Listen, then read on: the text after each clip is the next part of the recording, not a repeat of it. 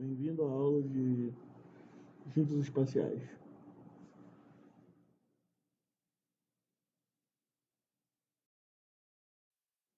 Os nossos objetivos nessa aula vão ser relembrar as restrições básicas e restrições absolutas, que a gente já viu nos outros vídeos, e descrever, em função dessas juntas, o restante das juntas espaciais.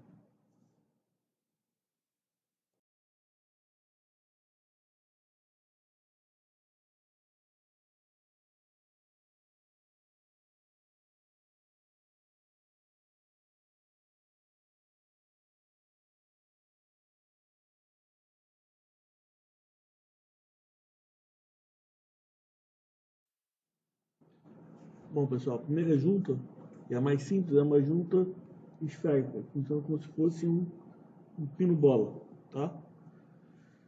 Ela possui 3 graus de liberdade relativa, ou seja, só permite a rotação do segundo corpo, tá? E o relacionamento dela é feito baseado em uma restrição do tipo esférica, né? Junta esférica é restrição esférica, onde eu basicamente uno 2 pontos no corpo, nos 2 corpos, no corpo I e no corpo J, que no caso é o centro da esfera em um corpo, e no outro corpo é o centro da taça, vamos assim dizer, do copo. Então, eu uno esses 2 pontos e garanto que os corpos vão estar juntos e um corpo pode girar em relação ao outro, ok? Por isso eu tenho 3 graus de liberdade relativos. Bom, pessoal, continuando agora, temos a junta universal, tá? Vocês podem ver, em relação ao centro da junta, cada corpo gira em um plano, certo? Então, se eu travar um corpo, eu tenho 2 graus de liberdade relativos ainda, tá? O questionamento é feito por uma esférica e uma D1. O que isso quer dizer?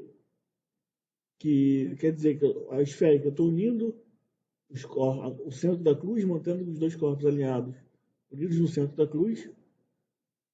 E como os eixos Z eles acompanham o eixo de direção de rotação dos corpos, né, das juntas, eu vou ter que sempre que o ZJ paralelo vai ser ortogonal ao ZI, 2 linhas. Ou seja, HJ vai ser sempre perpendicular a HI pela própria construção da junta. Logo eu tenho uma ortogonalidade entre D1, do tipo D1, entre 2 vetores. Tá? E aí você tem 2 graus de liberdade relativa, que o corpo pode rotacionar, o outro corpo pode rotacionar em relação ao centro da junta. Você tem 2 rotações possíveis.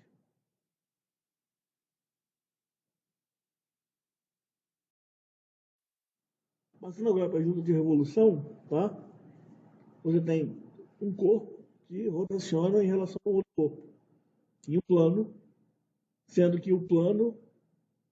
esse plano é definido pelo eixo de rotação, que é ortogonal ao eixo de rotação, tá? Que no caso ali é definido por HI e por HJ. Logo, eu vou ter que ter sempre que HI e HJ vão ter que ser perpendiculares, tá? E para unir, garantir o posicionamento correto dos corpos na junta, eu defino 2 pontos, e os pontos têm que estar sempre juntos.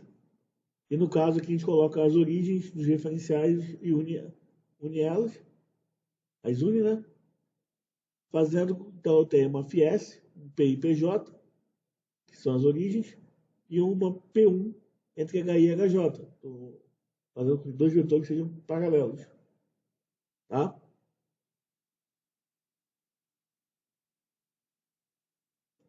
E por isso eu só tenho 1 grau de liberdade relativo. O corpo só gira em relação ao outro em um plano determinado. Logo, eu só tenho uma variável que seria esse ângulo de rotação. A junta cilíndrica ela é uma variação da junta de revolução, só que na junta de revolução os corpos não transladam entre si. Na junta cilíndrica eu tenho movimento de rotação ao longo do eixo HI, HJ, tá? E eu tenho a translação do corpo I em relação ao corpo J na direção do eixo. Então, eu não tenho mais a condição esférica, né, de amarrar um corpo no outro, e eu substituo isso por uma P2 que justamente me dá essa translação, que é o HI ser paralelo ao DJ, ou seja, eu tenho um vetor que une os dois corpos, esses corpos, e o meu vetor HI, que define o referencial Z duas linhas, vai estar sempre alinhado com esse vetor que une os dois corpos ao longo do eixo de translação. E a P1 é a mesma condição da rotação, que HI e HJ vão ser paralelos, mantendo sempre a rotação ao longo de HI e HJ.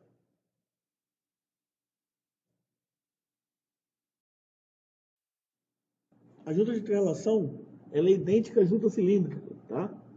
Só que você tira o grau de liberdade de rotação ao longo do eixo Z e adiciona uma restrição, ou seja, o corpo somente translada uma relação ao outro, a orientação é fixa. Para isso, você adiciona uma D1, tá? Você tem ali que você pode ver o eixo, você coloca de tal forma que você constrói os referenciais, de tal forma que o eixo XY, duas linhas, ou seja, FI, seja sempre ortogonal ao FJ. Como você está adicionando mais uma condição de ortogonalidade, você está amarrando o posicionamento relativo dos corpos. Logo, o ângulo entre eles vai ser constante e os corpos só vão transladar entre si ao longo da direção DIJ. Na junta sem fim, o que você tinha na cilíndrica da rotação com a translação, você acopla esses movimentos através do fuso, do parafuso, né? Como se fosse um parafuso. Então, o movimento de rotação está associado ao movimento de translação. Então, do mesmo jeito que na junta de translação você adiciona mais uma relação para travar um grau de liberdade, aqui você adiciona uma relação para acoplar os graus de liberdade, ou seja, você coloca uma D2, que é que está associada ao deslocamento relativo entre os corpos, ou seja, HI e DIJ, com a variável θ, que é o deslocamento angular do corpo ao redor do fuso. Esse parâmetro alfa que surge na equação é o passo, ou seja, é o quanto você anda para o passo da rosca. Ou seja, se você pegar uma linha ao longo da superfície do cilindro, é a distância entre duas vezes consecutivas que a rosca passa por essa linha. Então você amarra a rotação com a translação, ok?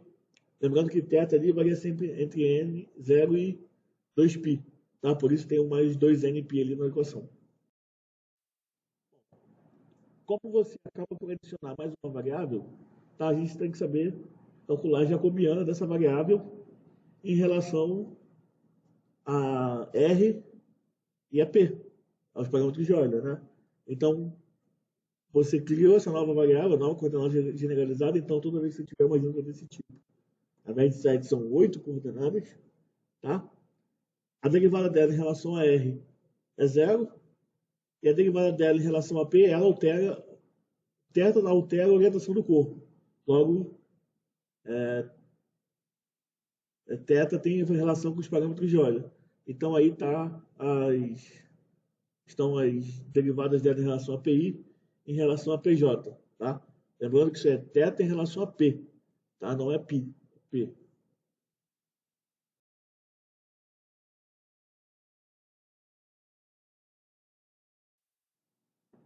Começando agora com as juntas compostas, essa é uma junta esférico-esférico, tá? É o mesmo conceito que a gente chama de mecanismos planos. Usar uma junta que simplifica o número omite o corpo e continua mantendo a representatividade da junta, tá? Então, nesse caso aqui, eu teria 3 corpos, mas eu posso representar todo esse sistema por uma junta só com 2 corpos. Eu tenho 2 referenciais, uma equação só relacionando os dois, que simplifica, ao invés de usar 18, passa para 12. Ou seja, já faz uma grande diferença quando você está falando em mecanismos planos, usar uma junta composta. Tá, nesse caso, uma junta esférica, estou só amarrando a distância entre o ponto P e PJ, garantindo que ela vai ser sempre igual a C, que é justamente o que essa barra do meio faz. A função dela é justamente afastar os dois centros, tá? Então esse corpo não tem nenhuma outra função no CS, então eu posso omitir ele e trocar a φ S por uma φ SS. Combinando agora uma junta de revolução com uma junta esférica, eu vou acertar o posicionamento das juntas. Uma φ SS, ou seja, o centro da junta esférica com o centro da junta de revolução, que é o meio da junta alinhado com o eixo e o centro da esfera, tá? Vou manter elas alinhadas com a φ SS e vou fazer com que o vetor que liga P e PJ seja sempre ortogonal à direção de rotação, fazendo com que o vetor PI e PJ, né, que une os dois corpos, faz esse papel de corpo intermediário, seja sempre ortogonal à junta, ao eixo de revolução, da junta de revolução, que é a função do corpo intermediário. Por isso, eu uso uma φ D2 e uma φ SS. Agora, com a junta revolução-revolução, você vai ter a φ SS, que vai dar esse afastamento, a φ D2, que é justamente a relação de ortogonalidade entre o centro das juntas, o vetor que une o centro das juntas e uma das juntas. E agora, já que eu tenho que uma junta, o vetor que une o centro das juntas é ortogonal a uma das juntas. Se eu fizer com que o outro eixo de revolução seja paralelo a esse primeiro, eu vou garantir a ortogonalidade dele em relação ao vetor que une os dois eixos, garantindo assim que eu vou ter dois eixos paralelos e ortogonais a essa distância é dada pela φ SS. Logo, eu consigo amarrar duas juntas de revolução paralelas entre si. Tá? Por isso eu uso uma P1 entre HI e HJ, uma D2 entre HI e DIJ e uma SS entre PI e PJ. Bom, a junta de revolução ortogonal é uma variação da revolução-revolução, onde os eixos são ortogonais. Então eu troco o que era uma P1 por uma P2 entre HI e DIJ. Ou seja, eu estou mantendo a distância entre os centros das juntas. Eu vou continuar tendo a ortogonalidade entre HI e DIJ, porque é a direção de saída do segundo corpo. Só que agora eu vou ter um paralelismo entre HI, HJ e DIJ. Tá? Ou seja, a rotação da segunda junta é paralela à direção ortogonal à primeira. Tá? Que é justamente o conceito de revolução ortogonal.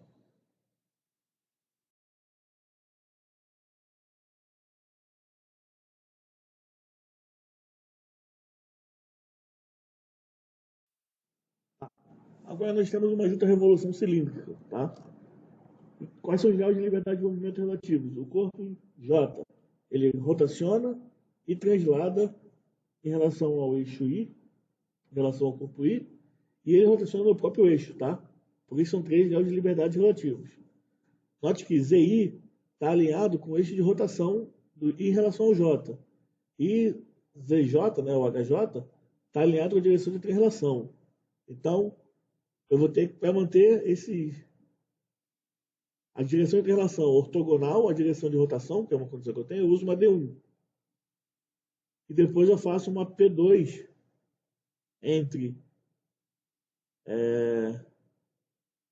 HJ e DJ. Por quê? Eu vou fazer com que